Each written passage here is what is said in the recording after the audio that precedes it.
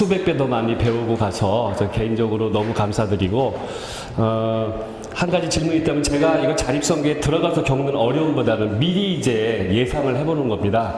한국 선교의 문제점을 진단할 때 첫 번째로 들어가는 게 요즘 영세 선교 이 얘기를 많이 하는데 그러면 자립선교 지금 제가 듣기로는 상당히 솔직하게 이제 영웅담으로 들렸어요. 그러면 저것이 재생 가능하고 지속 가능하기 위해서 그런 필요에 의해서 시작을 했다라고 한다면 그 선교사의 가치가 너무 소중한데 이게 과연 또 저거를 독자적으로 한국 선교사가 물론 전체를 조율하지만 그 한국 선교사의 리스크가 너무 크다라는 생각이 들어서 과연 저것을 저렇게 엄청난 일을 혼자서 더군다나 한국교회에 후원도 요청해야 되고 그 마음을 방대하게 보이는 그 일을 과연 단독 선교로 가능한 것인지 저 선교를 지속 가능하기 위해서는 한국 선교의 가장 취약이라고 하는 팀 선교적인 측면에서 그게 훨씬 지속 가능하고 역할 분담이 나눠질 것 같고 복제나 다른 분들에게 나를 카피어셔라고 하기에 혼자서는 그런 많은 재정과 인력과 그 매니지먼트를 어떻게 저걸 다 혼자 감당하실까 솔직히 굉장히 영웅처럼 이렇게 들려지고 보여지는데 영세 선교가 문제점이 됐다고 한다면 자립 선교에서만큼은 그런 폐단을 좀 줄이고 지속 가능하고 재생 가능하고 다른 분들이 복제할 수 있도록 그렇게 하기 위해서는 팀 선교가 필요하지 않을까라고 하는 문턱에 들어가지도 않은 입장에서 그런 생각이 드는데 지금까지 그렇게 훌륭하게 해오시면서 이것을 팀으로서 하는 팀 선교의 필요성은 어떻게 느끼셨는지 어떤 한계를 생각하시면서 팀 선교의 필요성을 혹시 느끼고 계신지 그 부분을 혹시 나눠주셨으면 참 감사하겠습니다.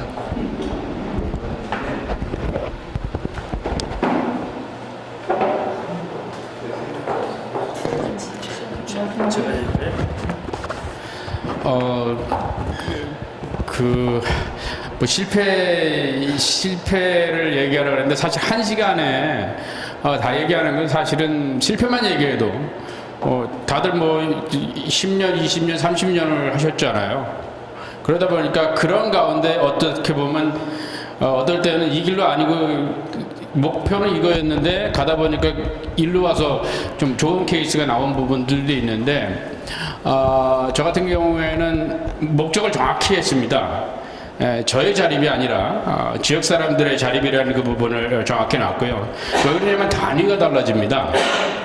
지역 사람의 단위, 그 자립의 단위하고 선교사 개인의 단위는 굉장히 차이가 있기 때문에 큰 걸 먼저 시작하다 보면 저는 리스크도 크고 그래서 저희는 작게 예를 들어서 양계를 한다. 처음에 뭐 1000수, 2000수가 들어오는 건 아니고요. 30마리에서 30마리로 과연 이 사람들이 관리 가능한가? 그러나 여기에 적용을 할 때 이것을 우리가 언제든 필요할 때 집에 누구 생일이라고 해서 이걸 갖다 잡아먹지 않는 이거는 분명히 이건 비즈니스라는 부분들을 교육하고 이러한 부분들이 같이 가면서 작은 규모로 그래야 실패를 해도 리스크 작고 그리고 다시 일어날 수 있는 부분들이 좀 있는데요. 사실은 이것을 하는 것 가운데 저희 경험을 볼 때는 지금까지도 저희는 사업 초음부터 저기까지 현지의 커뮤니티 디벨롭먼트의 전문가를 채용을 해서 이 사역자들이 끊임없이 이분들에게 자긍심도 키우고 리더십도 키우고 그러한 과정들이 지나왔기 때문에 그것이 되는 부분이어서 네트워크가 저는 굉장히 제가 사례 발표를 할 때에도 네트워크 굉장히 중요하다는 걸 말씀을 드렸는데 이 네트워크라는 것들이 나하고 네트워크를 맺은 사람이 매뉴얼대로 그걸 진행을 하고 뭐 사실 저희 같은 경우에 지금 뭐 계란이 지금 주문하면 2주 걸려요. 뭐 이렇게 어려움이 굉장히 많이 있는데 이것을 다른 선교사님이 다른 지역에 생산해 준다면 지금 바로 이 문제를 해결하고 뭐 이런 부분에서 굉장히 비즈니스적으로도 올라갈 수 있는데 이걸 하는 데가 없는 거예요. 그렇다고 프리레인징을 우리가 다 딱지 붙여서 갈까? 불가능한 거거든요. 네트워크가 정말 절실한데 사실 저의 경우를 한다고 하면 예를 들어 저희가 뭐 구멍가게 협동조합도 있고 뭐 문방구도 있고 뭐 이런 부분들은 바로 투입을 해서 바로 소스가 나오는 건데 저희 양계 같은 경우 6개월이 걸리는 거예요. 6개월 동안 투자를 해야 되는데 선교사님이 그게 굉장히 힘든 부분이거든요.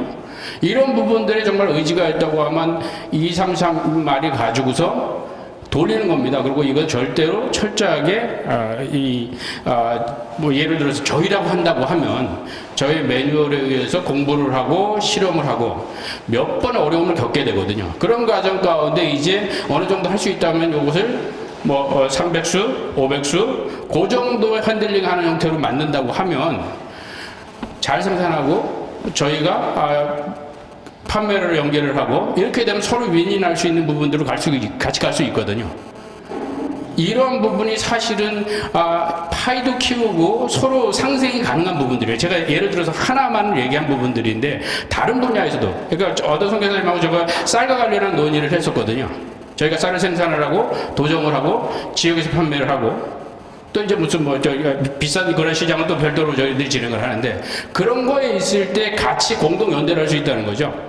예를 들어 우리 지역 안에 쌀이쌀 스토어에서 쌀을 팔고 있는데 이 사람들이 자본이 없기 때문에 소량으로 자주 구매를 합니다.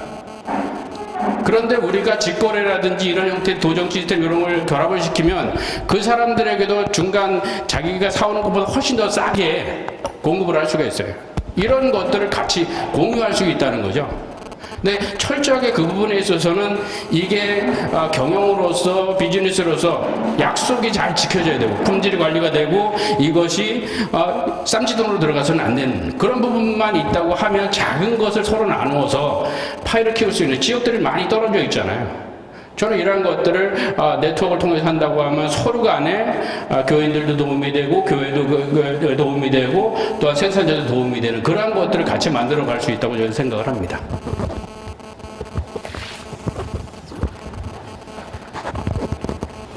네, 저는 그 팀 사역을 통해서 지금 그 잘하고 계신 분들하고 팀을 만들고 그 영업 기술이라든지 아이템 선정이나 이런 부분들을 구체적으로 그 배워서 새롭게 해 나가는 방향이 어떠냐는 질문이시죠?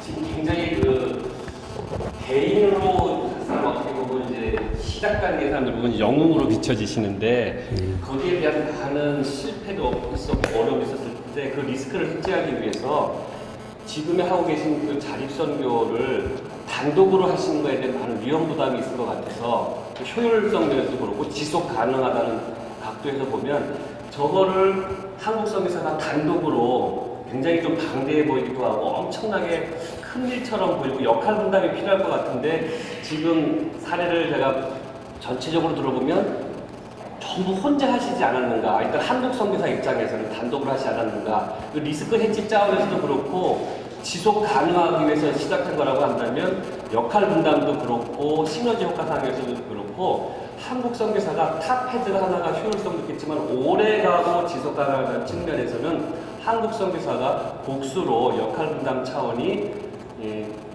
발목에서 시작하는 측면에서 그게 굉장히 효율적으로 보일 것 같은데 지금의 사례를 전체적으로 들어보는 건 제가 기억으로는 굉장히 영웅처럼 단독으로 이걸 하신 것 같아서 지속 가능하고 효율성 측면에서 이거를 자립선교를 복수의 선교사가 효율적으로 역할 분담 차원에서 나누는 그런 것이 좋아 보일 것 같은데 어떤 상황인지 좀 굉장히 잘 지적을 해주셨고 또 앞으로 가야 할 방향이라고 생각을 합니다. 왜냐하면은 그 사업을 이루어낸 사람들의 특징이 그 불도저식 그리고 남의 말 듣지 않고 부인 말도 듣지 않고 저지르는 사람들이 그래서 그리고 이제 아까도 말씀드렸지만은 그 부분에 그 DNA가 있는 사람들이 밀고 나가서 이루어진 거거든요. 그리고 저는 경험상 그 한국인은 그 몽골인의 기상이 있어서 그런지 처음부터 동업을 하는 것은 그 사업은 동업하지 말라고 그랬어요. 왜냐면 돈 문제가 들어가면 더군다나 박 터지게 싸우고 나중에 다 원수가 되거든요. 왼수가.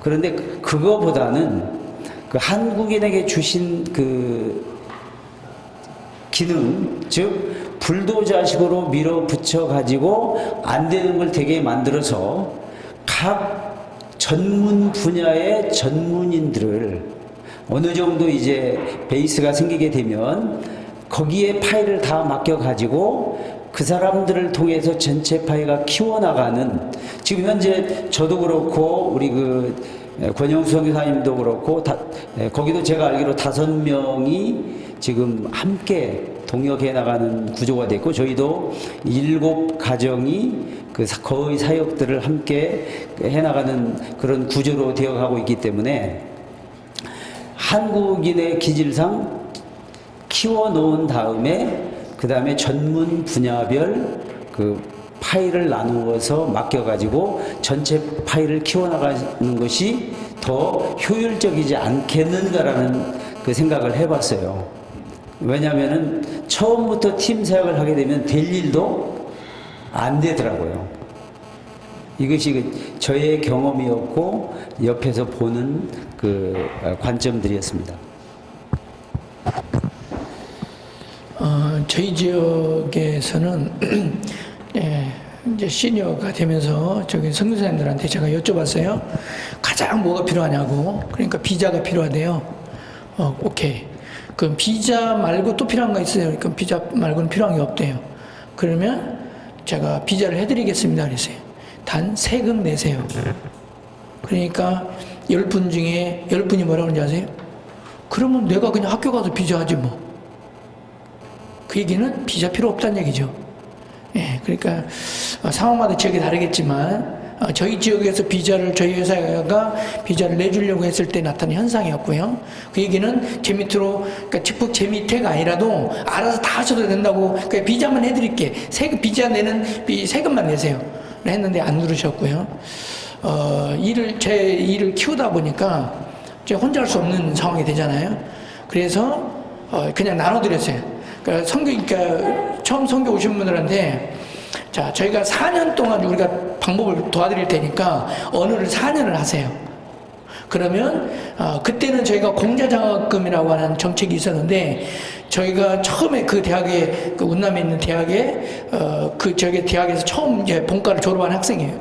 그러니까 저희를 통하면 정부에서 한 달에 3,000원, 한 500불 정도로 매달 줬어요.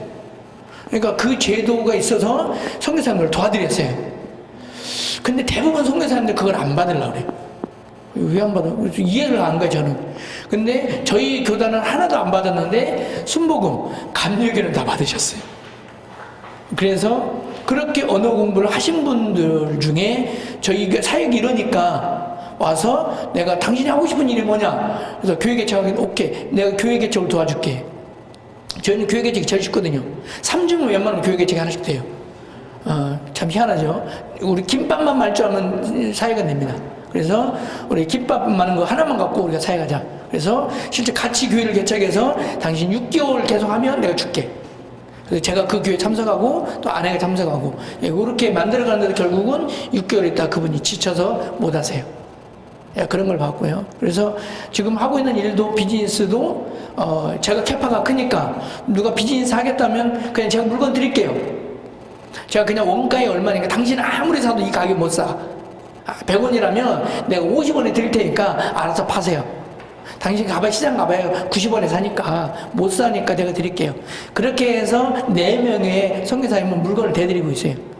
근데 같이 하자 그러면 안 하세요. 그러니까 이건 참 서글픈 얘기입니다. 왜요? 왜 안 해요? 그러게 말입니다. 왜? 모두가 제가 돈도 도와드려요. 제가 그냥 쉽게 말해서 제가 한 달에 1,000만 원 벌게 해드릴게요. 그런데 안 와요. 재밌죠? 희한합니다. 제 결과입니다. 제가 조금 말씀하신 거에 좀 에딩을 하고 싶어요.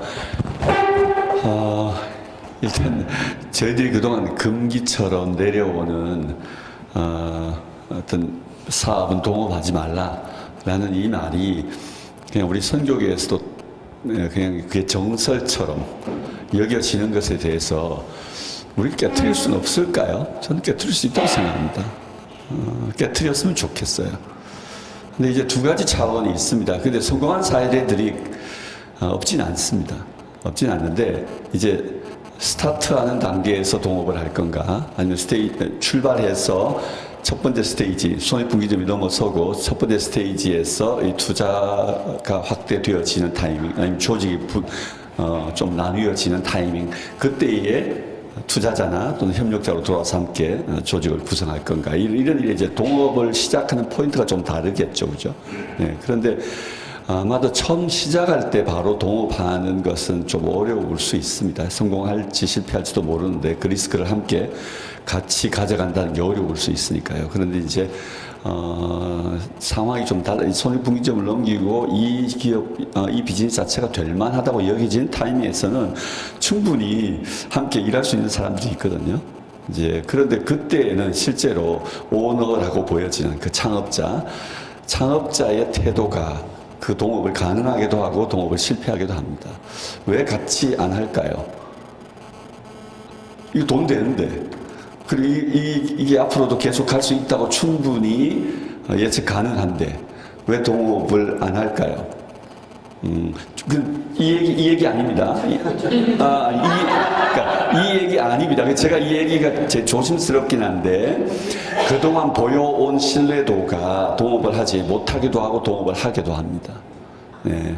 그렇죠. 이제 그래서 실제로 이제 스테이지가 출발점에서도 그렇지만 어느 정도 단계에 올랐을 때 동업은 그간에 쌓아놓은 신뢰가 그 동업을 하기도 하고 못하기도 합니다. 그래서 이 단계에서 동업은 꽤 많이 있습니다. 꽤 많이 있고 성공한 사례들도 꽤 있고요. 근데 출발점에서 동업해서 예를 들면 나는 기술이 있고 넌 돈이 있어. 함께 하는 거예요. 근데 나는 카운터에서만 일만 보는 거예요. 시작할 때 문 열어놓고 나가서 자기 볼일 다 보고 그 저녁에 와서 돈 두드려가지고 포스에서 결론되어진 거 그냥 정상에서 돈 가져가는 거예요. 돈 관리를 자기가 하는 거예요. 이 사람은 빵집 하는데 커피하고 빵 하는 거 이 일을 부인하고 속에서 두 사람이 완전히 달라붙어서 아침부터 저녁까지, 그리고 새벽에 일찍 나와서 다 해야 되는 거예요. 그래서 죽도록 고생하는 거예요. 근데 투자 지분이 이쪽이 더 크기 때문에 이쪽은 실력인데 이게 자산 계산이 안 된 거죠. 그래서 6대 4로 나누어서 죽도록 일하는데 4만 가져가는 거예요. 그리고는 계속 돈 투자했는 것 때문에 6을 가져가는 거죠. 성공할 가능성이 있을까요? 아니, 깨집니다. 이거 깨질 수밖에 없습니다. 근데 시작하면서부터 선교사님들이 동업이 뭔지를 모르시는 거죠. 그리고 계약서를 안 쓰는 거죠. 페이퍼는 페이퍼일지라도 정확하게 서로 지분 계산을 하고 나누고 페어하다고 동의되어져서 시작해야 한다면 문제가 없는 거죠. 그리고 제가 동업을 권합니다. 사실은 오늘 저녁에 제가 잠깐 얘기할 수 있는 포인트이긴 한데 동업을 권합니다. 저는 가면 말씀하신 것처럼 그런 문제들 때문이기도 합니다. 동업을 권하는데 동업을 왜 안 하려고 하냐면 혹시 이렇게 되면 어떻게 돼요? 저렇게 되면 어떻게 돼? 이런 많은 두려움 때문이잖아요. 자, 그 책상 아래에 있는 모든 언더 데스크 이슈를 다 책상 위로 끌어올려서 몇 날 며칠 우리의 두려움이 해결될 때까지 다 소위 말하는 까놓고 얘기하기예요. 모든 두려움을 책상 위로 올려라. 그래서 나도 시원하게 되고 그도 시원하게 됐을 때 그것을 페이퍼로 작성하는 거죠. 페이퍼는 페이퍼입니다. 그렇지만 작성하고 안 하고는 달라질 수 있는 거죠. 선교지에 우리를 위해 오지 않고 돈 때문에 오지 않고 현지인들 위해 우리가 이 일을 시작하고, 그리고 하나님의 영광을 위해서 일을 시작하고 우리가 공동으로 뜻하는 하나님 나라를 구하기 위해 일을 시작한다면 우리가 동업을 성공시켜야죠. 세상의 비즈니스 논란에서 안 일어나더라도 우리가 성공시켜야 그걸 통해 하나님 나라가 뭔지를 말해줄 수 있습니다. 왜 우리가 못합니까? 우리가 해야 합니다. 할 수 있습니다. 도전해 보시면 좋겠고 손해보기를 작성하면 시작하면 되고요. 내가 망하게 되어지면 그를 살려주고 내가 죽기로 결정하면 여러분 동업할 수 있습니다. 동업하십시오. 저는 그렇게 말합니다. 그렇게 해서라도 우리가 그 과정에 수고를 함께 할 사람이 있으면 과정에 그 힘든 외로운 고민들을 많이 줄여갑니다. 비즈니스 시작하자마자부터 세금 문제부터 고민이 되고요. 이 소위 말하는 비즈니스 장에 텍스트를 정확하게 내는 것이 얼마나 사실 어려운 일입니까? 이게 길어지는데. 하여튼 그런 고민들이 등장할 때 여러분 혼자 고민하면 문 닫는 것밖에 방법이 없습니다. 근데 함께 동지들이 있으면 같이 내어놓고 기도하고 가장 선한 방법을 추구해 갈 수 있습니다. 지금 좀 우리 부족하지만 최소한 이 정도라도 하자. 그래야 안 무너지지 않겠냐. 그래서 우리 처음부터 정직하게 합시다. 믿음의 원리를 주장하기도 하고 피나게 싸우지만 함께 의논해서 합의점을 찾아서 함께 차근차근 밟아가면서 그걸 해결해가는 팀들이 있거든요.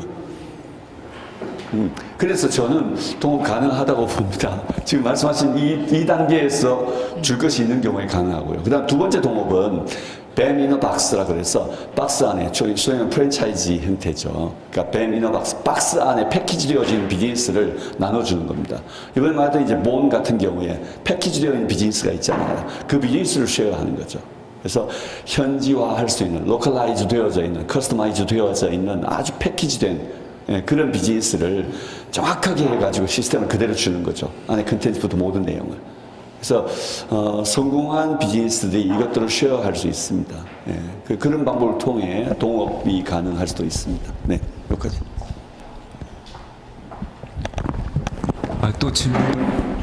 또 질문을 좀 하게 됐습니다. 우리 박형서 선교사님.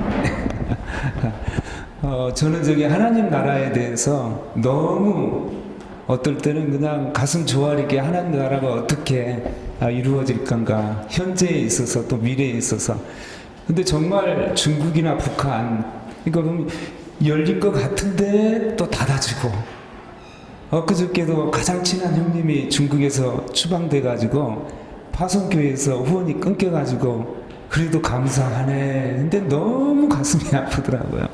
이제 이런 상황을 보면서 영적인 진단, 하나님 나라에 대한 이런 부분들, 이제 우리 목사님께서 실제적으로 북한을 경험으로 많이 만나 보셨기 때문에 그런 분들을 사실상 저는 만나 보지를 못했습니다. 그래서 실제적으로 경험된 그 부분에 있어서 그 땅을 만지고 어떻게 보면 이렇게 몸을 부딪히면서 느끼는 영적인 체감, 이런 부분들, 그리고 정말 북한의 영적인 상황들, 앞으로의 이런 부분들은 어떻게 될 것인가.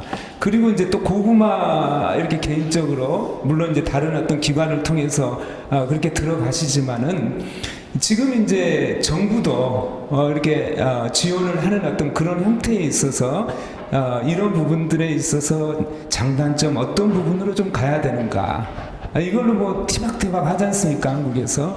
그래서 전체적으로 이런 부분들이 북한의 영적인 상황, 또 정치적인 상황, 경제였던 이런 부분들에 있어서 많이 다녀보셨으니까 현장의 소리를 좀 듣고 싶습니다. 네.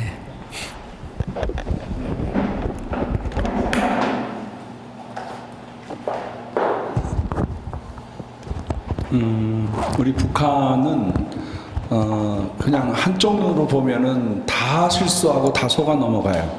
두 가지 세계가 있습니다. 하나는 2,000명의 지배 세력이 있습니다. 그리고 2천만의 피지배 세력이 있습니다. 그래서 우리가 주로 경험하는 사람들은 2,000명하고 지금 속아서 대화하고 있는 거예요. 트럼프도 그렇고 그 정권도 그렇고, 우리 인식이 그 북한을 지배하는 비호 세력이라 그럽니다. 북한 세력을 비호하고 특혜를 누리는 그런 사람들이 2,000명 정도 제가 파악을 하고 있고요. 대체로 이제 그분들하고 얘기하면은 그분들 쪽으로 다 쏠려 넘어가서 다 뺏겨요. 다 뺏기고, 그 다음에 이제 밑으로 들어가니까 2천만 명의 우리 북한 사람들은 대단히 순수하다, 깨끗하다, 우리 한국인의 정이 그대로 남아있다, 언어가 남아있고 풍습이 남아있고. 근데 결국엔 그분들하고 컨택을 하려고 2,000명하고는 적당한 선에서 지원해드리고, 고아원으로 내려가고 인민학교로 내려가고 장애자연맹으로 내려가면서 자꾸 밑에 사람들을 만나는 거예요. 그리고 평양 세력하고만 얘기하면 평양에 다 뺏겨버리고 절대로 안 주려고 그래요. 그래서 지방 세력으로 내려가는 방법이, 제가 그분들에게 9개 도가 있어요. 9개 도. 자강도, 양강도, 평안남북도, 황해남북도, 강원북도, 그 다음에 황해 남북도 이렇게 4, 5개가 있고 평양이 이제 지배 세력으로 남아 있는데, 그래서 제가 평양 애들하고는 한 이틀 지내고 이번엔 강원북도 가야 돼, 이번엔 자강도 가야 돼 하면서 자꾸 떼어놔요. 그리고 가져간 거에 한 10분의 1 정도만 평양에 주고 나머지는 지방으로 계속 보내고, 지방에 내려가서 그 도에서도 도지사, 한국말로 말하면 도지사가 있고 도당 위원장이 있어요. 그리고 그 사람이 데리고 오는 고위 당간부들하고 만난 다음에 거기서부터 더 내려가고 더 내려가서 240개 그걸 군이라고 그러나요? 우리나라도 450개 군이 있잖아요. 군수로 내려가고 그 다음에 면으로 내려가고, 그렇게 해서 가장 밑바닥에서 고생하시는 북쪽말로 우리 인민들을 만나려고 합니다. 그렇게 해서 그들의 소리를 듣고 그들과 함께 일을 하는데, 제가 이런 체험이 있었어요. 막 일을 시켰어요. 이렇게 심고 이렇게 하고 한 30분 일을 시키니까 얼마나 열심히 잘하는지 몰라요. 근데 그 감시원하고 그 책임지는 평양에서 내려온 애하고 그 지역 감시원하고 얘네들은 딱 일어나고 있더라고요. 그래서 제가 동무들 같이 땀 흘리자 그랬더니 왜? 그리고 다들 이제 같이 일을 했어요. 그러니까 노예로 보는 거예요. 일반 인민들은 완전 노예고 지배 세력, 그걸로 이제 지금까지 이어나갔는데, 제가 이제 한국에서 가져간 반홍시 한 보따리하고 또 미국 것도 싫다 남한 것도 싫다 해서 저희 누님 두 분이 이제 독일에서 간호사로 있다가 지금 은퇴하셔서 누나 초코라도 좀 보내. 그래서 독일 걸 가져가니까 말을 안 하더라고요. 그래서 이제 밭으로 제가 들어갔어요. 들어가서 아 하세요. 그랬더니 이분들이 깜짝 놀라지만 냄새가 좋은 독일제 초콜릿 냄새를 처음 맡아본 거죠. 그래서 입에다가 이렇게 넣어드렸어요. 옆에 분에게 넣어드리고 또 옆에 분들에게 넣어드렸어요. 그 다음에 이제 다 나눠주고, 이제 같이 일하는 간부들한테도 나눠주고 말 못하게. 그 다음에 한 30분 뒤에 또 이 반홍시 맛있는, 남한에서 제일 맛있는 걸 가지고 또 가니까 이분들이 저를 딱 보는 순간에 침이 이렇게 흘러내리는 거야. 아까 그 단맛, 최고의 향기로운 그 식감의 초콜릿 그것 때문에 그런지 그냥 침을 이렇게 흘리는 거예요. 그러면서 이 손이 더러우니까 이렇게 하는 거예요. 넣어라 이거예요.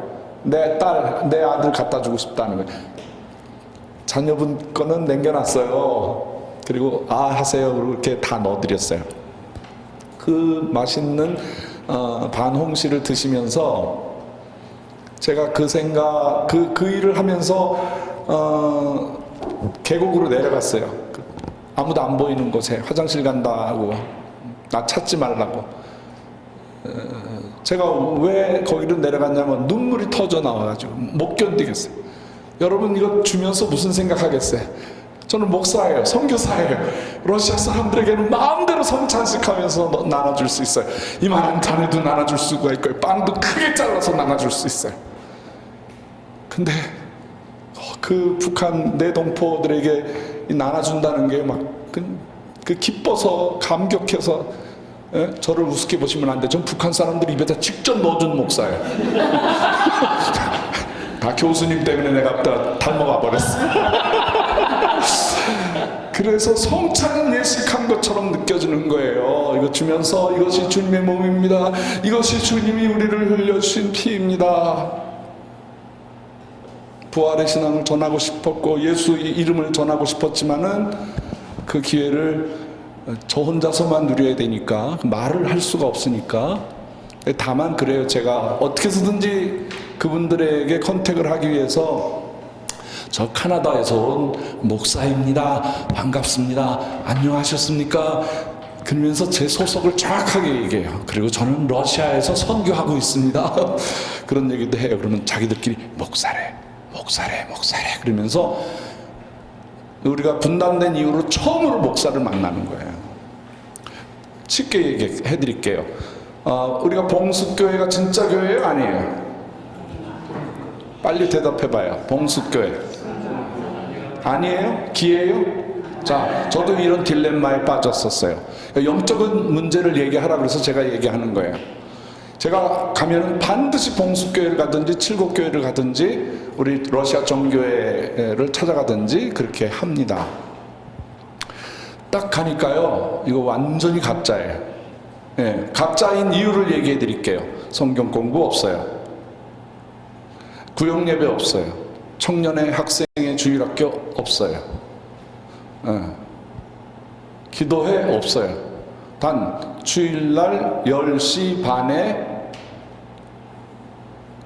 음악 선생들 3, 4대 되신 기독교인들인데 대부분 60대, 70대 되시는 테너, 베이스, 음악 선생님들, 이렇게 젊은 선생님들 와서 성가대 해요. 그리고 전도사님 계시고요. 목사님 2분 계셔요. 송 목사하고 장 목사라고 부목사 있어요. 그분들한테 먼저 가서 그분들에게 이제 뭐 드릴 거 다 드리고, 그다음에 손 잡을 수 있는 모든 분들에게 이제 저를 이렇게 하면은 여기에 $5, $10, $1짜리가 있어서 이렇게 악수하면 그게 탁 들어가요. 그럼 그분이 이렇게 바로 집어넣어요. 그게 몇 달치 봉급이냐면 6개월치, 1년치 봉급이에요. 그분들의. 그러니까 저를 만나면 대박이 터지는 거죠. 뭐 별것도 아니에요. 별것도 아닌 돈인데도 그분들한테는 어마어마하죠. 그리고 이제 몇 번 눈물 흘리고 예배드리고 박형서 목사님 러시아에서 왔습니다. 축복기도 해주시겠습니다. 그럼 나가서 이제 러시아 말로 축복기도 하고 한국말로 축복기도 하고, 그리고 먼저 나가라는 거야. 다 자기네 연극하고 있는 교인들하고는 접선을 못하게 하는 거예요. 그래서 저도 지혜를 그렇게 못 만나고 올 바에 내가 뭐하러 가나 해서 그 다음부터는 성가대원들하고 친해져서 성가대원들 먹을 거 이만큼 갖다가 배낭을 그냥 놓고 와요. 성가대원들 나눠 먹으라 그러고. 그리고 제가 이 찬송가는 같이 불러야 되겠는데 도와주세요 그러면서 성가대원들한테 같이 가서 얘기하고, 그 다음에 나갈 때는 가운데 통로로 나가지 않고 이쪽으로 나가면서 다 악수해주고 가고, 이쪽으로 나가면서 다 악수해주면서 여러 차례 그분들하고 교제를 했어요. 그러면서 제가 느낀 영적인 감동이에요. 진짜와 가짜가 구별되는 거예요. 손을 잡아보잖아요. 싸늘한 사람이 있어요. 이거 감시원이에요. 이거 가짜예요. 근데 손을 만져보면 거기서 막 이게 와요. 이 파장이 와. 영적인 파장이 막 오는 거예요. 그리고 어떤 분은요, 찬송하면서 우는 분도 계세요. 처음에는 3개월에서 6개월 동안 훈련시켜서 성가대 이렇게 가짜로 하게 하고 6개월 동안 그 사람들 따로 모아가지고 이 종교는 아편이요 계속 강제로 그냥 고통을 주는 거예요. 근데 그런 사람들을 자꾸 늘리면 늘릴수록 북한 사회가 불리하다는 걸 알기 때문에 교육시키고 그 사람 6개월 뒤에 다시 참석하게 해요. 근데 처음에는 비 오면 안 오고 뭐 아프면 안 오고 눈 오면 안 오는 사람들이요, 이 사람들이요 일찍 와요. 그리고 예배 준비하고요. 그래서 그건 정말 이분이 진짠가 가짠가는 하나님만 아시는데 진짜 배기들이 있어요. 진짜 배기들이 있어요. 그래서 제가 북한 형제자매님들 만나면 반드시 친해지고 어느 정도 마음이 통하면은 기도해줘요. 꼭 기도해줘요. 제가 영상에도 기도하는 모습 봤잖아요. 손 붙잡고 기도하잖아요. 고구마 밭에 가서요, 동무들 손잡으라고. 김일성 수령동지께서는 해외에서 목사님들이 들어오시면 조국을 위해서 기도해달라고 요청하신답니다. 다 같이 기도합시다. 그럼 쫙 손잡아. 김일성이 팔아먹는 거야. 찍소리도 못해요. 김일성이가 그렇게 진짜 말했거든요. 그래서 제가 김일성이 말한 모든 유거집을 다 외우고 다녀요. 통일을 위해서라면 북에 사는 사람이든지 남에 사는 사람이든지 해외에 사는 사람이든지 조국 통일을 위해서는 힘을 모아야 합니다. 그게 김일성이가 한 말이에요. 그 말 사용하는 거예요. 네. 그러면 그 사람들이 차렷 자세가 나오고 반론을 얘기하지 않아요. 김일성 말이기 때문에 그렇게 이용을 하는데요. 제가 가능하면 또 많은 분들을 만나려고 초청을 해요. 누구 오늘 만나서 대화하는 날이면 동무들 다 데리고 오라. 다 데리고 오라. 그래서 좋은 레스토랑에서 식사를 대접해줘요. 근데 몇 번 얻어먹고 저한테 얻어먹고 그 다음에 일부러 많이 시킨 다음에 야 이거 내가 집 호텔에 가서 먹어야 되는데 야 나 손 없다 야 그러면서 다 나눠주는 거예요. 집에 가서 식구들하고 나눠 먹으라고 일부러 많이 시키는 거예요. 그렇게 주는 방법은 누가 말 안 하거든요. 근데 이분들이 얻어먹다가 하루는 그러는 거예요. 목사 선생님 좋은 말 좀 하시라요. 그래서 내가 여태까지 좋은 말 했는데요. 아니고 밥 먹기 전에 하는 말 있지 않습니까? 제가 늘 기도하면서 먹으니까 좋은 말 하라는 거예요. 그래서 제가 일부러 확인하는 걸로 기도해달란 말이에요. 기도할까요? 장동무, 최동무, 김동무 다 북한의 남자들 이름은 절반이 철자가 들어가요. 고난의 시대가 올 텐데 철처럼 깨지지 말고 끝까지 견디라는 뜻인가 봐요. 여자분들은 향자가 많이 들어가요. 향자. 절반이 향자가 들어가요. 그래서 아마 고난의 시기에 오면 장미꽃처럼 백합화처럼 향이 나서 견뎌내라고 아마 이름을 그렇게 지혜롭게 우리 조상들이 지어주신 모양이에요. 기도한다는 것을 확인을 시켜요. 아무도 기도했다고 시비 걸지 못하게. 알았어. 그리고 제가 기도하면서 한 사람만 터치해요. 가서 남자들은 가슴에다 손을 얹어 기도해주고 자매님들은 이렇게 머리에다 살짝 얹어서 기도해 드려요. 끝날 때 전부 아멘 해요. 이게 그동안에 다니면서 영적으로 얻은 겁니다. 애를 못 낳은 자매님이 저한테 와서 기도받고 애를 낳아요. 이것이 지금 북한 사람들이 종교에 대해서 어마어마한 기대를 갖고 있어요. 한국 교회에 대해서 굉장히 기대하고 있어요. 통일은 기독교가 해야 된다고 생각하고 있는 모양이에요. 네, 여기까지 얘기해 드려도 되죠? 네.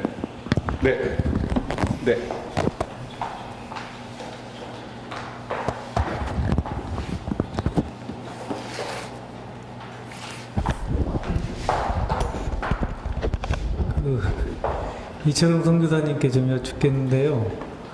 협력하시는 선교사님이 7가정 있다고 이야기를 들었는데, 목사님께서는 지금 자립에 성공을 하셨다고 생각을 하고, 그렇게 여기에서 말씀도 나누신다고 생각을 하는데, 7가정의 선교사님들은 자립을 하고 있는지, 아니면 한국의 후원을 받아서 협력을 하고 있는지, 그리고 선교사님이 지금 그 선교지에서 누리고 있는 그 위치와 그 7가정의 선교사님들이 있는 현 위치가 좀 궁금하고요. 많은 선교사님들이 협력을 하려고 오고, 표현은 좀 죄송한데 붙는데 금방 떨어져 나가고 이런 형태들을 굉장히 많이 봐왔거든요. 그리고 앞에서 좀 끌고 가셨던 그 자립에 성공하셨던 선교사님들은 계속적으로 이용이라는 표현은 그렇지만 그 협력을 통해서 더 커져 나가는 모습들도 봤고, 그 협력하셨던 선교사님들은 그렇게 자기들이 한국에서 모금해 온 걸로 사역을 돕다 돌아갔던 것들을 많이 봐왔거든요. 그래서 어떻게 그쪽에서 같이 협력하시는 선교사님들이 진행이 되고 있는지 좀 궁금합니다.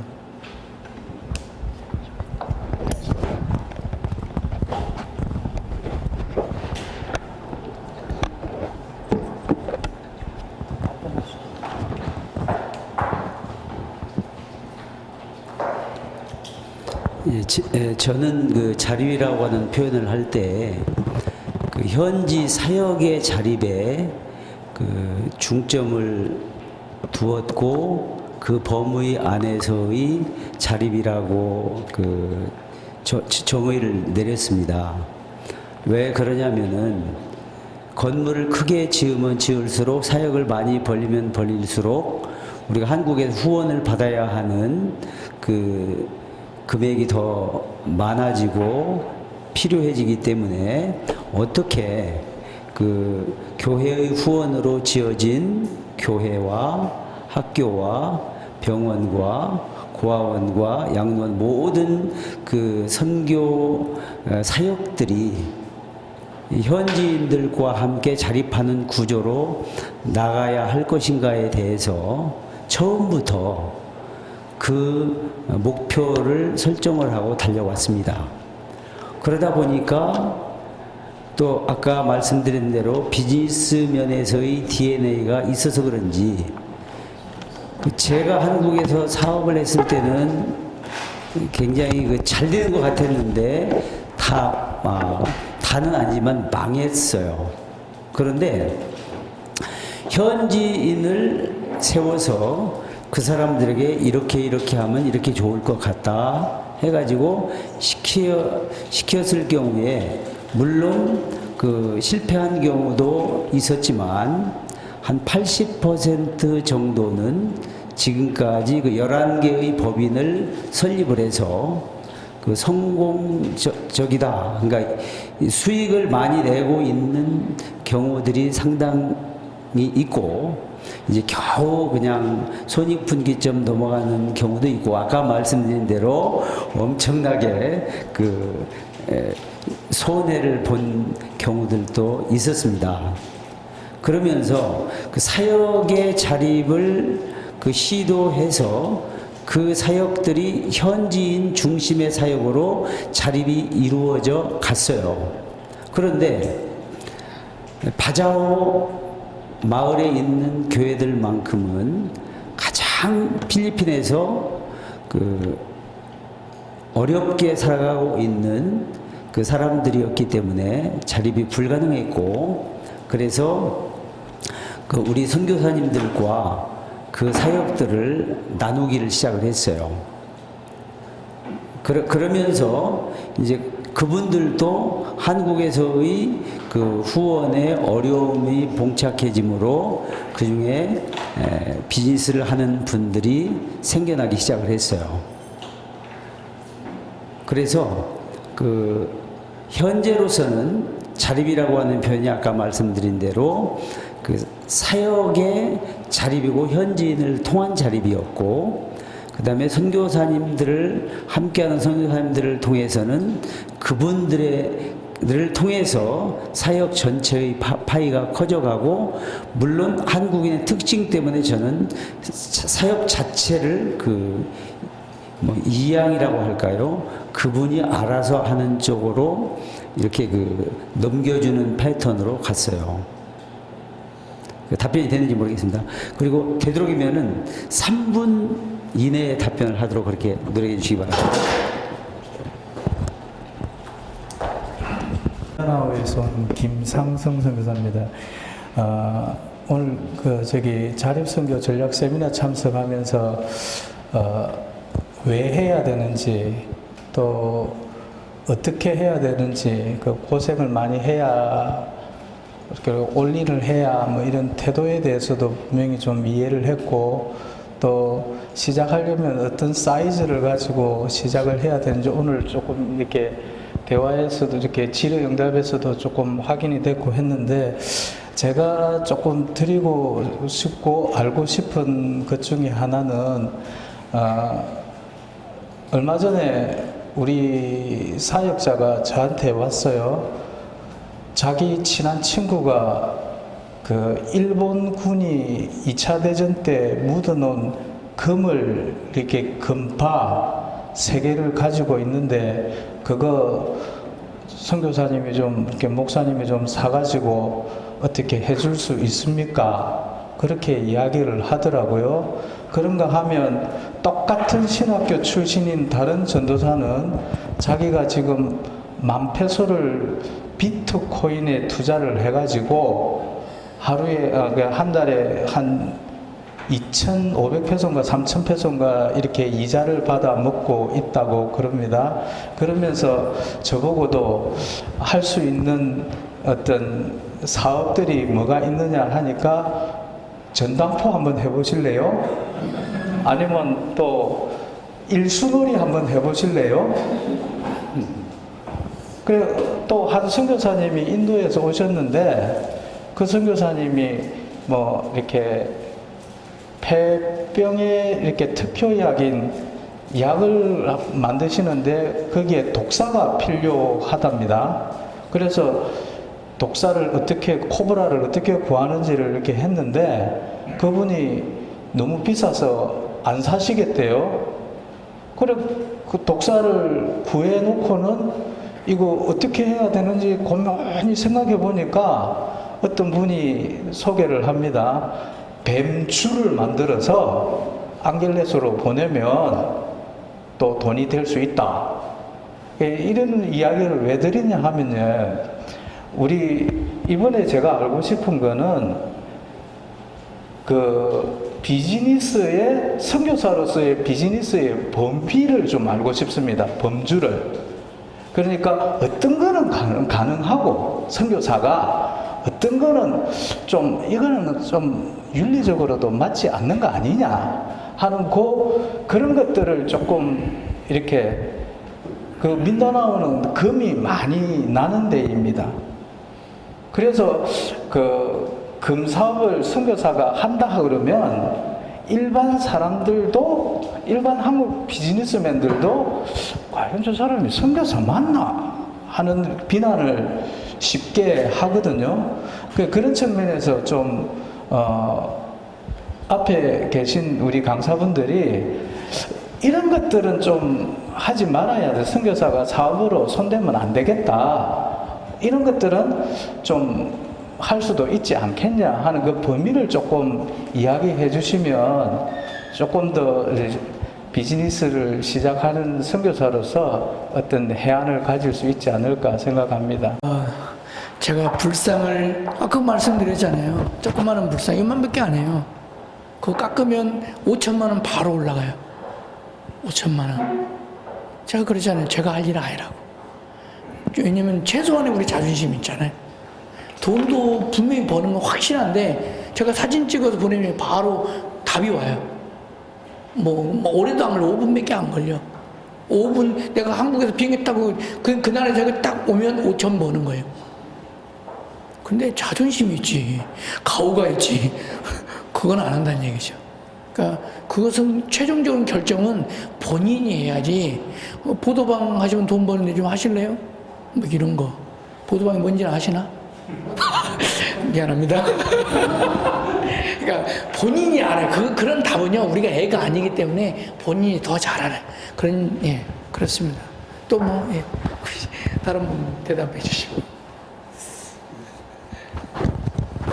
저도 그 범의 문제로 말씀한다면은 우리가 관계하고 있는 사람들에게 보다 나은 혜택을 줄 수 있고 그 선한 영향력이 흘러갈 수 있는 아이템이라면 저는 무엇이든지 다 좋다고 생각합니다.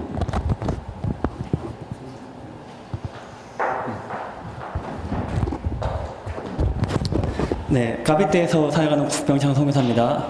저는 여기 오신 분들보다 좀 젊은 편에 속해서 이렇게 좀 많이 기대를 하고 그러는데 저의 사역은 이제 교회 개척 사역을 해요. 근데 교회 개척 사역을 해서 이제 저희 목적대로 영혼 구원이죠. 그래서 그 교회를 통해서 많은 사람들이 예수님을 알고 이제 예배하는 그런 사역을 하는데 저희가 저는 이제 선교단체에서 출신이고 이제 목사 안수도 받고 이제 선교사로 왔지만 최종적으로 지향하는 것이 그 교회들이 자립하는 교회로 만드는 것이 목적입니다. 선교사가 떠나더라도 없어지지 않고 계속해서 꾸준히 유지할 수 있는. 그래서 저희는 1차 자립을 선교사가 떠나더라도 교회가 운영되어지고 목회자 사례비를 줄 수 있는 그런 시스템이 갖춰지는 거. 그다음에 또 2차 자립은 그 교회만 운영하는 것이 아니라 그 교회가 또 다른 교회를 도와주고 개척할 수 있는. 그래서 그것까지 세워지면 이제 선교사가 빠져나오는 그런 전략을 취하는데 이제 교회를 그러다 보니까 교회를 건축까지 해주고 나와야 돼요. 그러다 보니까 이제 그런 목적으로 나가는데 이것은 약간 이제 소극적입니다. 왜냐하면 저희가 이제 재정적으로 부족하기 때문에 누군가가 후원을 해줘야만이 그 교회를 지을 수 있고 그동안 유지를 할 수 있어요. 근데 저는 그래서 이제 처음에 자립선교 전략이라고 해서 어떻게 그렇게 교회를 세워나갈 수 있을까에 대한 이제 기대를 하고 왔는데 대부분 보니까 선교사가 아니라 사업을 해야 한다는 이제 그런 쪽으로 이제 많이 되었는데요. 아니 그게 나쁘다는 게 아니라 많이 깨어졌어요. 저는 왜냐하면 내가 그래도 목사고 선교사인데 이렇게 하면 하나님한테 죄송하지 않냐, 우리를 후원해주는 사람들한테 미안하지 않냐 이런 생각이 드는데 많이 내려놨습니다. 그래서 이걸 그전에 이제 소극적인 선교 자립을 생각했다면 지금 내가 좀 적극적으로 해야겠다 이런 식으로 해서 도전을 받고 그러는데 당위성은 제가 이제 많이 수긍이 됐습니다. 이거 해야 하는구나. 당위성이 되는데 현실성에 대해서 좀 문제가 되는 것이 이제 하다 보면 다 이제 실패를 경험했지만 지금 볼 때는 어느 분야에서 다 어떻게 보면 성공하시고 막 그런 것 같아서 그러는데 현실적인 문제가 이제 좀 부담이 되는 거죠. 시장을 하더라도 만약에 100만 원을 투자했다. 저한테는 적은 돈은 아닌데 그것이 실패했을 때 상실감.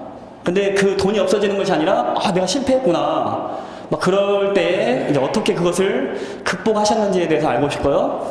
이제 뭐 한 번 했다가 지금은 막 뜨거워요. 이제 당위성을 알기 때문에 하다 보면 실패를 할 수 있을 때 실패를 할 때 이렇게 어떻게 계속해서 도움을 받고 이것을 계속해서 할 수 있게 도움을 줄 수 있는 방법이 있으신지 이제 선배님들이시니까 그거에 대한 후속 조치에 대해서 어떻게 이제 생각하고 계시는지에 대해서 좀 여쭙고 싶습니다. 고구마 사역으로 하기 때문에 선교사님들이 이거 도전하는데 큰 망설임이 필요 없어요. 선교사님이 한번 1년 정도 고생하면 노하우가 생기거든요. 그럼 그것을 원주민 목사님이나 전도사님, 교회 성도님들에게 이제 분양을 해주시면 돼요. 텃밭에다 하는 거죠. 그렇게 해서 일단은 그것이 이제 성공하도록 만들고 그분들이 이제 먹게 만들고 돈이 돼야 되니까 목사님 좀 사주세요. 목사님이 그거를 얼마씩 사서 그 다음에 할 수 있는 게 이제 그걸 가공해 주는 거예요. 간단하게 하는 방법이 이제 고구마를 오래 할 수 있는 방법. 고구마는 17도에서 7도 사이가 아주 안전한 보장입니다. 안 썩어요. 1년, 2년 정도. 근데 덥거나 춥거나 얼거나 그리고 상처가 나면 금방 썩어버려요. 그러니까 그거를 그냥 원상태로 놓지 마시고 물기를 빼주는 거예요. 고구마에서 물기를 간단하게 빼주거나 그 다음에 기름으로 튀겨주는 가장 원시적인 방법이 있고요. 지금 한국에서는 고구마로 가공하는 것이 500가지가 넘습니다. 엄청납니다. 그 고구마를 가루로 내가지고 한국으로 수출해도 되고요. 여기에서 그걸 가지고 빵 만드는 데 쓰거나 사탕 만드는 데 쓰거나 아이스크림을 만드는 데 사용해도 되고요. 또 자색 고구마를 하면은 색깔이 곱고 그래서 좋은 방법이 나와요. 그래서 가능하시면은 여러분들이 그저 고구마 심는데 누가 마음에 갈등이 있겠습니까? 심어서 원주민들 먹이는 거니까 이거는 대단히 편안하고 실패율이 없습니다. 예를 들어서 동티모르에 우리가 고구마를 심어줬는데요. 동티모르 가깝잖아요. 여기서 이렇게 각이진 땅이에요. 그래서 생산되는 거는 나무가 있어요. 아주 고급 유향 나무가 있고요. 커피밖에 안 나와요. 그 나라 전체에 이게 채소도 안 되고 아무것도 안 되는 거예요. 그래서 이제 두렵지만은 고구마를 1년 반 전에 심었는데 이게 대박이 났어요. 그래가지고 이것을 확장해 나가는데 한 곳에다 심었는데 지금 1년 반 만에 120 농장이 생겼어요. 그러니까 동티모르 대통령이 깜짝 놀란 거예요. 동티모르 총리가 자빠진 거예요. 되네. 이게 한국산 고구마가 되네. 그래가지고 총리 공간, 대통령 공간 거기에다가 온실을 만들어서 한국 고구마를 연구하기 시작했고요. 동티모르의 주식을 한국산 고구마로 하겠다고까지 선언을 했어요.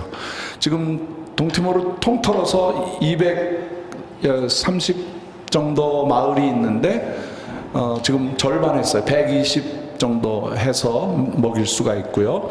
근데 가져간 거요, 우리가 많이 안 가져갔어요. 한 40kg도 안 가져갔어요. 근데 그게 그렇게 퍼져나가는 거예요. 그래서 여러분들은 뭐 고구마는 뭐 한두 번 실패한 것도 재밌어요. 그리고 또 그게 자라나는 게 속도가 빠르기 때문에 뭐 고민하지 마시고 선택하셔서 하시면, 대학을 세우려면 시간이 많이 걸리지만 고구마는 그냥 당장 오늘 저녁에 가셔서 심으시면.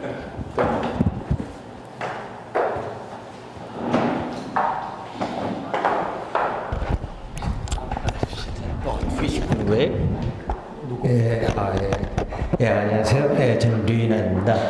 다름이 아니라 이제 지금 이제 거의 1시간 강의를 나눴는데요. 제가 지금까지 쭉 들었던 자립선교 세미나의 포인트를 보니까 뱀이라고 해서 비즈니스에서 미션이라기보다는 선교를 위한 비즈니스 포 미션 같아요. 그러니까 선교를 위해서 우리들이 비즈니스를 하는 그런 어떤 주제의 강의가 너무 많았던 것 같아가지고, 제가 생각했던 어떤 비즈니스가 곧 선교다라는 그런 개념보다는 선교를 위해서 비즈니스를 해야 된다는 그런 강의의 주제의 흐름이 지금까지 왔던 것 같아요. 그래서 강사분들께서는 뱀적인 비즈니스가 곧 선교다라는 그 포인트를 어떻게 잡고 있는 건지, 지금 대충 제가 그렇게 느꼈다는 겁니다. 강사님들의 의도를 제가 잘 몰랐던 건지는 모르겠지만, 미션을 위해서 비즈니스를 한다, 그런 의도를 제가 좀 많이 들었던 것 같습니다. 그래서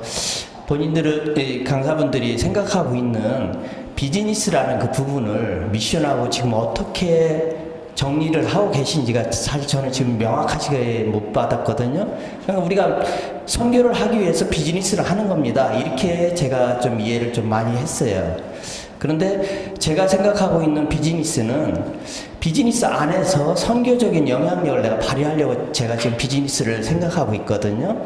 뭐 예를 들어서 내가 어떤 컴퍼니를 만들면은 그 컴퍼니가 미션다운 또는 기독교적인 크리스찬적인 그런 컴퍼니를 제가 하고 싶지, 이 컴퍼니를 통해서 어떤 머니를 벌어가지고 그 머니를 내가 또 하나 다른 미션을 뭐 서포트를 해준다든지 또는 도와준다든지 또 세운다든지 그런 생각을 좀 지금은 안 하고 있는데, 지금의 강의를 들었을 때는 그냥 우리가 미션을 위해서, 미션을 도와주기 위해서 비즈니스를 한다는 좀 그런 내용이 많았던 것 같습니다. 그런데 어떻게 이 부분을 좀 정리를 하고 계시는지 좀 어려운 질문인지 모르겠는데 좀 이해는 되시죠? 그러니까 미션을 위해서 지금 비즈니스를 하는 걸로 저는 좀 받아들이는데, 비즈니스 자체가 미션이다라는 그런 생각은 지금 아직까지 잘 안 들어왔거든요.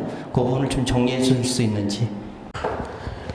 한 20년 이상 이 사회 현장에 있으면 예전에 우리는 뭐 이제 전통적 선교와 사회 선교를 이렇게 구분을 했고, 지금은 이제 통전적 선교를 얘기를 하면서 많이 이제 틀이 넓어졌지만, 저는 통합층 목사인데 그럼에도 불구하고 이제 굉장히 항상 질문받는 것이 그것입니다.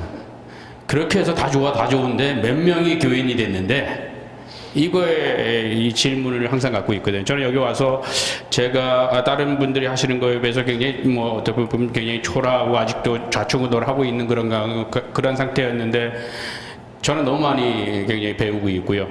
특별히 이제 우리 송 목사님 통해서 저 이론적인 그런 백그라운드, 제가 어떤 얘기를, 사실은 제가 이 사역하기 전에 한국에서 외국인 근로자라든지 장애인 사역을 하는 그런 소외된 분들 사역을 계속 해왔는데, 그때 저는 선교라든지 교회는 전혀 내지 않았습니다. 제가 생각하는 그러한 부분은 그렇게 사회적으로 고통받는 분들, 장애를 통해서 불법의 그런 신분으로 인해서 또 빈곤으로 인해서 고통받는 사람들이 있는데, 이 고통받는 이 사람들이 교회를 다니지 않는다고 해서 이것들이 계속 지속되는 것, 이 고통이 지속되는 것이 과연 하나님이 원하시는 건가? 저는 그 고민을 하면서 제가 판단을 했을 때는, 이 사람이 설령 교회를 안 오더라도 이 사람이 인간다운 최소한의 삶을 먼저 사는 것들, 이거는 굉장히 중요한 하나님 기뻐하실 일이다. 이것이 저는 미션이라고 저는 생각하는 그런 강한 그러한 생각들 속에서 사실은 지금까지도 그러한 사역을 이어오고 있고, 그런 가운데 지금 저의 자립의 포커스가 아니라 그런 고통받는 사람들의 일시적인, 제가 어떤 일시적인 구호적인 그러한 걸 통해서 하는 것보다는 어떤 이 사람들이 일할 수 있는 그러한 것들을 만들고, 이 사람들이 일해서 얻어진 것들이 제대로 공급될 수 있는 그런 시스템을 만드는 데 저는 이제 중심으로 뒀는데, 상당수 부분이 사실은 그 질문이 이거는 선교가 아니다라고 생각하는 그런 부분들이 굉장히 많이 있습니다. 저는 이건 굉장히 중요한 선교예요. 그런 생각들 가운데 있었는데, 이번에 우리 송 목사님이 강의를 통해서 저는 굉장히 정말 제가 어떻게 더 얘기를 하고 해야 되겠구나 그런 생각도 들고, 제가 이 방향들을 어떻게 더 좀 키워가야겠나 그런 생각들도 저기 들었고요.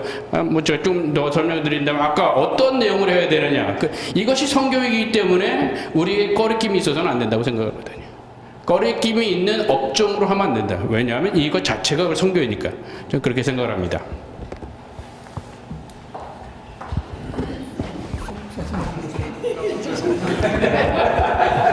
다른 분들 얘기를 제가 또 저녁에는 저만 말하게 되잖아요. 저녁에는 저에게 또 1시간 이상의 시간이 주어져 있는데, 제가 많이 얘기하자고 다른 분이 얘기하시면 좋겠다 생각해서 제가 말을 자제하고 있었습니다. 비즈니스 포 미션도 미션이죠. 여러분 구분을 비즈니스 포 미션이란 말이 없었습니다. 비즈니스 에즈 미션이 나오고 난 다음에 비즈니스 에즈 미션이 뭐냐라는 말을 정의하는 과정 안에 비즈니스 포미션이라는 말이 나온 거예요. 비즈니스 포미션이라는 말이 과거에 없었습니다. 네. 선교를 위해서 그냥 우리가 헌신하고, 선교를 하기 위해 우리가 비즈니스하고, 그냥 이렇게 얘기했지. 그걸 다 선교라고 생각했던 거죠. 보내는 선교, 가는 선교, 그렇게 말하면서 우리가 다 선교라고 얘기를 했었어요. 그런데 갑자기 비즈니스 에즈 미션이라는 단어가 나오니까 그거 뭐가 다른데? 비즈니스 선교하자는 거 아니야? 그러니까 아니, 비즈니스가 선교야. 그건 비즈니스를 위한 선교가 아니라 비즈니스 자체가 선교란 말이야. 이런 사랑으로 섬기고, 또 적절한 약을 처방하고, 이런 과정 안에 그 사람이 일어나 걸을 수 있게 됐단 말이죠. 누워있던 사람이. 자, 그러면 이건 선교가 아니냔 말이에요. 이건 하나님이 하신 일이 아니냔 말이에요. 그쵸? 근데 우리는 그동안 그렇게 되어진 것은 선교나 또는 하나님이 하신 일로 잘 안 느껴지고, 이것만 하나님이 하신 일로 자꾸 생각되어진다고요. 그래서 우리가 비즈니스를 통해 사람이 삽니다. 사람이 건강하게 회복되어지는 육체적 건강만 아니라 사회적으로 건강하여 사람답게 살 수 있게 되고요. 스스로 수고하고 땀 흘려 먹을 수 있게 만들고요. 그가 한 가정을 책임지는 아주 건강한 하나님의 사람으로 바뀌는 걸 보게 돼요. 그 비즈니스의 과정이 그 사람을 살려요. 이거 놀라운 하나님의 블레싱이거든요. 그게 이루어지는 게 그게 자체가 선교예요. 그렇기 때문에 이제 이런 차이들을 우리가 통전적으로 이해하는 생각이 필요하다. 그리고 비즈니스 포미션도 정죄해서는 안 된다. 그것도 선교다. 이렇게 이해하면 좋을 것 같습니다. 하나님에게 좀 말씀드리고 싶은데요. 선교라고 하는 단어 자체 앞에 수많은 단어들이 하고 싶어하는 선교사가 있습니다. 정말 선교하고 싶은데, 예를 들어 대학 캠퍼스에서 한 명 한 명 만나서 전도하고 열심히 정말 그 달란트밖에 없는 선교사가 있습니다. 그리고 또 어느 동네에서 한 명도 오지 않는 교회에 한 사람 한 사람 계속 아침부터 사탕 하나씩 들고 전도하는 선교사가 있습니다. 그 달란트밖에 없습니다. 돈을 버는 재주도 없고, 그다음 후원 편지를 잘 쓰는 사람도 아니고, 설상가상으로 그렇게 선교하는 것이 선교라고 생각하지 않는 후원교회 때문에 얼마 전 후원금이 끊어졌습니다. 그런 이야기를 들으면서 제가 이 사립선교 전략 세미나에 왔는데요. 혹시 어제 억걱 소리 나는 소리를 듣고 막 이렇게 하는 소리를 듣고 있었는데, 그냥 이제 얼핏 제가 오늘 아침에 좀 약간의 바쁜 일이 있어서 제가 강의를 잘 못 들어서 죄송스럽습니다만 그분들도 안 계시는데, 혹시 이렇게 정말 맨 땅에 헤딩하는 정말 아무런 자기 자신의 탤런트가 돈하고는 정말 관계없이 캠퍼스 사역에서 그다음에 전도 사역에서 하는 그런 선교사들 밥을 굶는 거 아니면 선교사들이 그런 사람을 선교사의 자격이 없다고 판단하고 콜을 합니다. 선교사의 자격이 없다고. 그러니까 우리적인 생각은 굉장히 냉정하죠. 근데 그 사람들은 선교사의 자격이 없다고 판단합니다. 만약에 그 사람이 저희 지역에 있는 사례예요. 정말 그분 정말 순수하세요. 정말 열정적으로 일하는데 어떻게든 후원이 끊겼어. 그러니까 그 단체에서 후원 끊기니까 바로 그 다음 달 콜. 아니려면 파송단체에서 제외. 우리 같으면 좀 황당한데 미국은 되더라고요. 그리고 바로 가대요. 그래서 2년 있다가 2년 동안 후원 열심히 모으고 다시 나왔어요.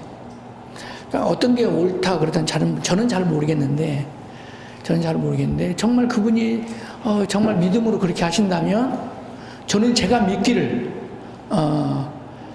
저는 제가 돈을 많이 벌지만 이런 생각은 있어요. 저희 아들하고 얘기한 건데 공짜가 없다고 믿습니다. 내가 노력하지 않는 것을 바라는 것은 하나님이 원하시지 않는다고 봅니다. 그래서 돈에 상관이 없는 사람 한 사람도 없습니다.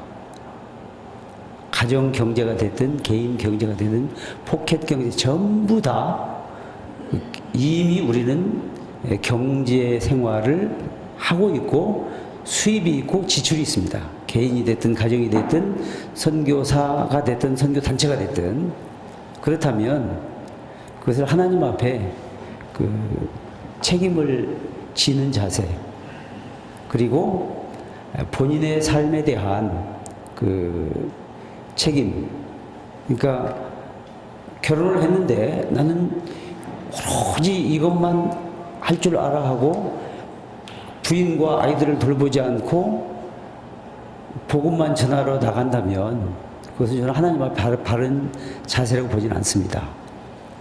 선교사는 후원부터 우리 은퇴 후까지를 경영해 나가고 하나님 앞에 지혜를 구하면서 어떻게 대비해야 할지